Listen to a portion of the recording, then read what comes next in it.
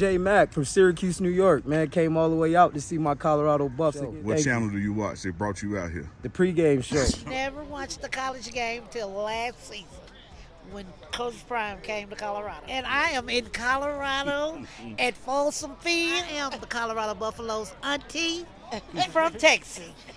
Sweet treat.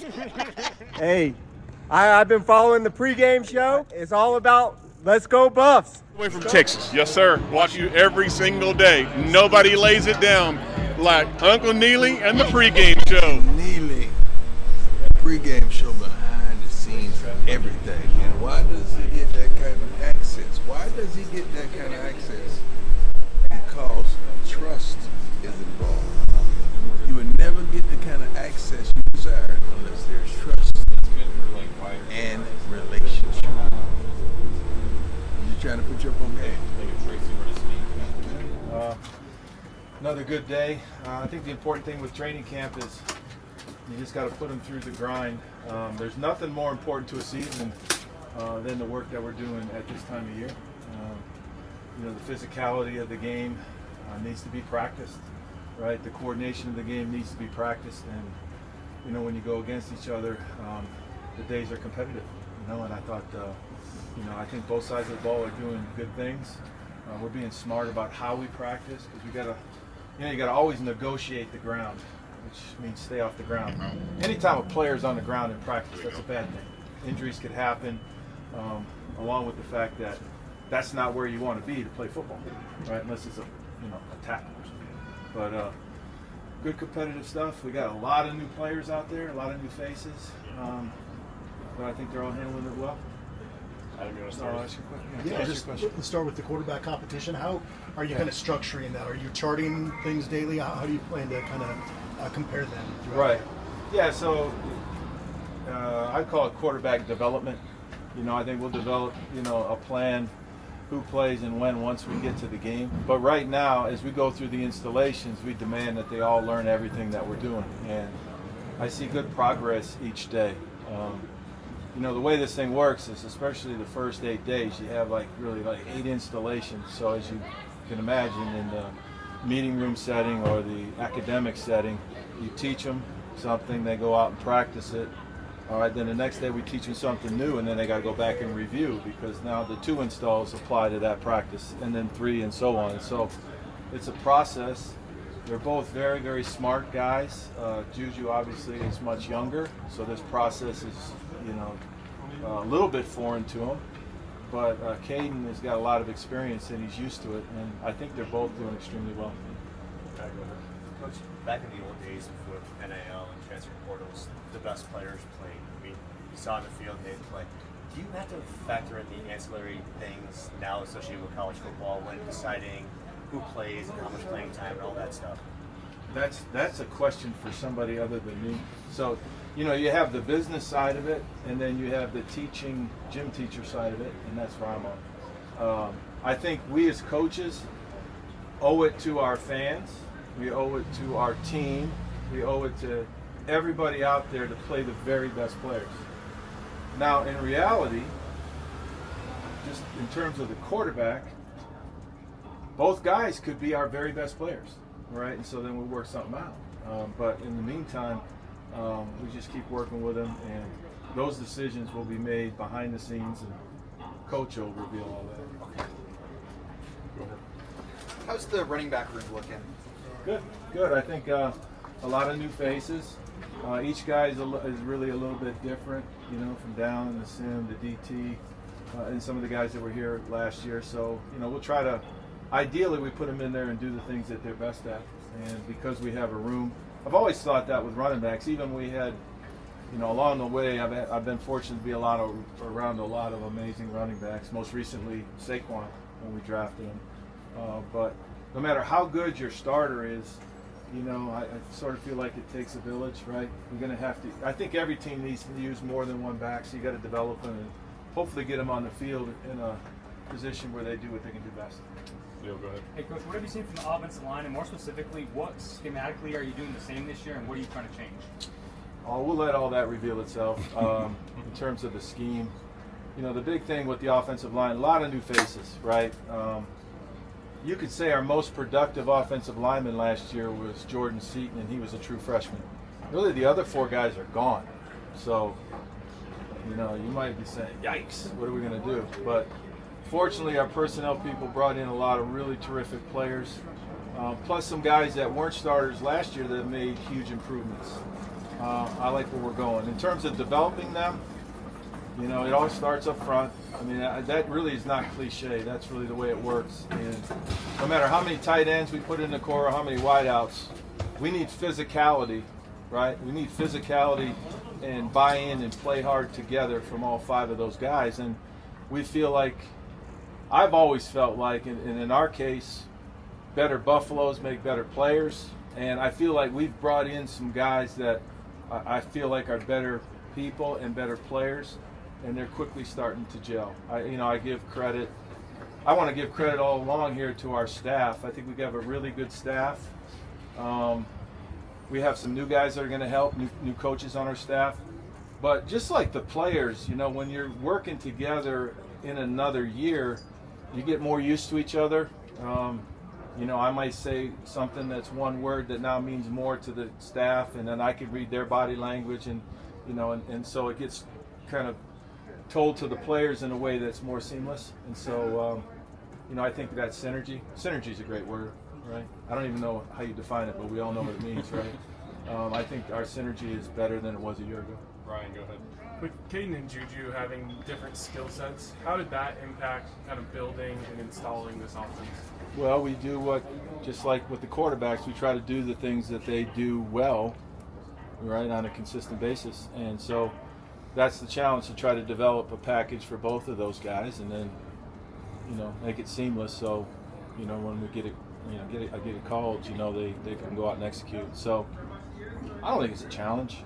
You know, I think I'm in love with plays that work well. So, you know, when you have a running quarterback, you know, you study and you learn, and you know, we all have kind of ideas of how, you know, types of plays, and then you just make them part of your own. You know, I think we all are coordinators, right? Somebody was saying last year, we were talking about, what, remind me, refine? Yeah, evolve and refine. Evolve and refine, yeah, right? Yeah. Let's go back to that. And I think all offenses do that, right? And that's why what's fun for us as coaches to watch things and ideas and try to, you know, make them your own. Someday say, well, you know, I was the first one to do that, when that we're all lying. You know, curl flat was one of the first concepts, so you know, everybody runs curl flat and 4 verticals. Nobody can claim that as their own. Coach, I was going to ask you about your off-season process and what that looks like. Kind of building off that. You go through spring ball. You've got all these new pieces coming in. How do you look at things and maybe put a plan together? Well, first off, you always look at what you did a year ago, right? There's the process of the system, so you're constantly looking at what you're doing, and we do it throughout the season, right? And if we run a concept that doesn't work, you put it on the shelf, and you keep working on the things you do well, and then you try to find new ideas, and they always go into a new plan. In the off season, and this is one of the only things I like about the off season, I can sit in my office and watch every 4th and 1, right, with a cup of coffee, and jot down the ideas that work, and do it. And I can watch it, you know, from the NFL, from college ball and whatnot. You can always watch every 3rd down, all the 2-point plays, and so you just start looking at things, and then trends start to develop, and you just build a foundation in your brain, and then you look at your team and you say, okay, that's a really good play, but that doesn't fit our style or our roster, and so then you do something else. And so you just study it, and then you write them down and do an installation, and then you teach them and practice them. I was going to say, coming off of that, how do you put a playbook together? Just like that. Then I got really sharp people that know how to draw all this stuff up, and then they do it. And, you know, get pictures, we put them in the book, we shine them up on the wall, and everybody learns it, and you go off. Jake, go ahead. Coach, what have you seen from Omari Miller so far, and how has he grown over the last year since that injury? Yeah, no, the injury set him back a year ago. I mean, we had really, really high hopes for him a year ago. He's a dynamic, explosive player, and it showed up, right? I mean, it showed up in his first game against USC, where he burst on the scene. Became a household name after going the distance twice, you know, which is great. But, he's grown up, I think. I mean, he's a really, really dynamic player. I mean, he's got a super bright future. But just like all of these guys, and that's why these are young men to begin with. My gosh. I mean, Juju's 17, right? 17 years old. I think back to when I was 17. I would have had no chance to play in a college game.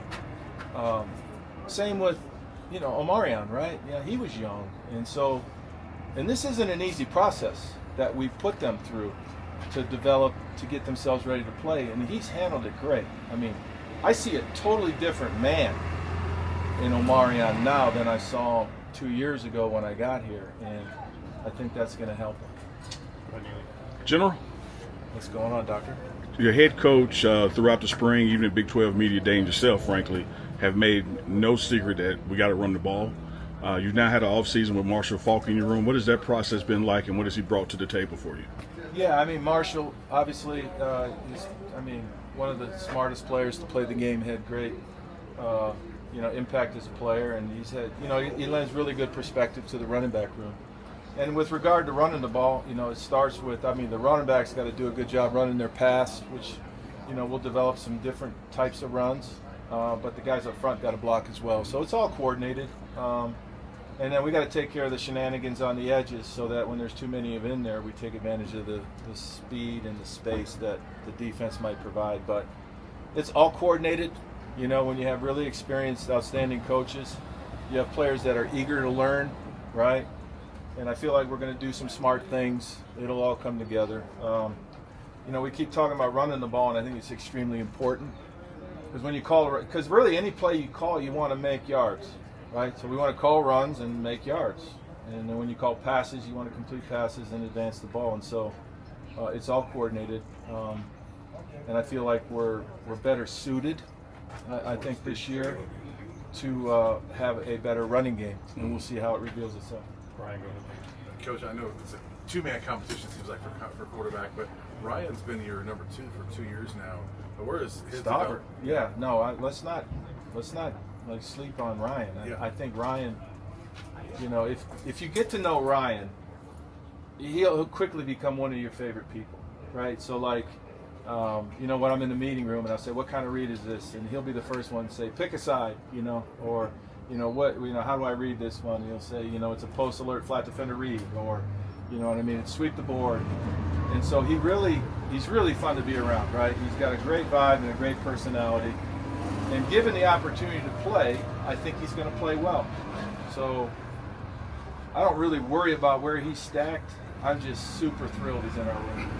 Just as a follow-up, it sounds like you feel like you got 3 guys you would trust to put out there. Well, I do. And, and that's where the maturity level for Ryan comes in, right? So he's sitting here last year behind Juju, right? And then all of a sudden we create this thing in front of him this year that's different, right? But, we had a discussion in the offseason. He said, Coach Pat, he said, I love it here. He said, I feel like I'm learning something new every day, being around our quarterback room. And he said, I just want to keep rolling with this, which, that's unique now. We talked about the NIL world, right? That's unique. And so for him to feel that way, I think we should feel blessed that he's here. Draylen Miller, just how excited are you to watch his sophomore year, and how big is his versatility kind of in the offense? Yeah, no, he's doing good. He just seems more comfortable, right? When you're going through this process as a rookie or a freshman or like 17, 18-year-old, it can be overwhelming, and he was able to handle it. Like when you bring in young players and they get out there and perform, and you say, wow, he's a young man, but I say this to myself all the time, this stage is not too big for him. And he showed us right away that it wasn't too big for him. And so he'll be able to build on what he did last year in just a more mature approach. And I think that's the beauty of development, which that's another word nobody wants to talk about anymore, right? Because they cut and run, but players that play, as they develop, they'll perform better and better. And I think we all got to develop. We all got to develop as people every day. And I think a lot of our players are here because they feel like they're being developed, and they're going to be able to show that. Scott, go ahead. Hey, Coach, you guys didn't use a lot of like pre-snap motion last year, but it was a big part of like what Caden's offense at Liberty did the last couple years. How much of the stuff like that he had a lot of success with do you want to kind of implement or carry over to this year? Yeah, I think we blended in. I don't think it's because he did it in his offense. Last year, I mean, let's just call for what it was, right? I mean, we struggled up front, right? And we had 4 wideouts that are now on NFL rosters, right? And so, get them lined up, let's go, right? Now, that's one way to approach it, right? And we were able to, throw for a lot of yards and help us win 9 games. For us to win more than 9, we got to do more things, I think. And that's where, whether it's using more personnel groupings, we've developed a tight end room, right? Or doing more things, we'll just see how that reveals itself. I guess it's just a follow-up to the tight end room, like Zach Atkins and even some guys like Charlie Williams. What have you seen from the development of that position? Yeah, they've done a good job developing. I think Brett does a great job with them. And I think just like receiver coaches do a great job, with their guys and the O-line coach. But you see their development, right? And then every day we involve them, in the plan out here. Every practice is like a new game plan that builds on itself. And so, they're showing up and they're doing what they're supposed to do.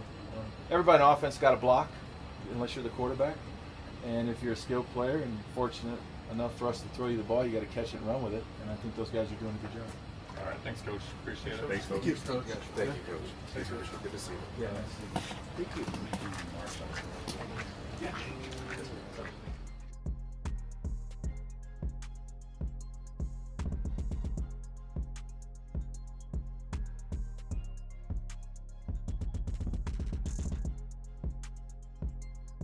Where y'all from? We up from Miami, Florida. All the way from Miami. All the way from Miami. Appreciate y'all coming, man. Hey, man, we love what you guys are doing, man. We want to support you in every way.